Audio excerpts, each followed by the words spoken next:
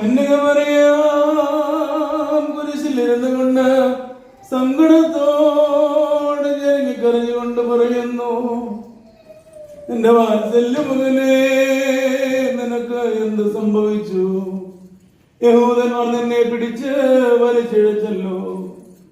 ചക്കിൽ കിടക്കുന്ന മുന്തിരിങ്ങയിൽ നിന്ന് ചാർ തുളിക്കുന്നത് പോലെ നിന്റെ മാറിൽ നിന്ന് രക്തം ഒഴുകുന്നുവല്ലോ.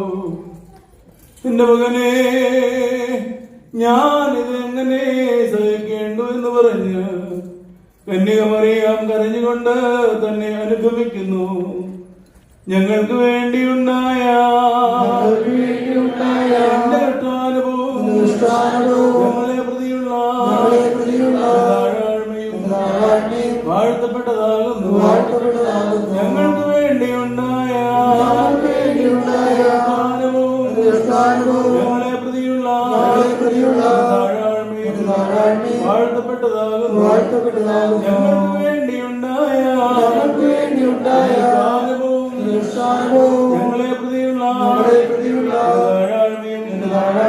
വാഴ്ത്തപ്പെട്ടതാകുന്നു.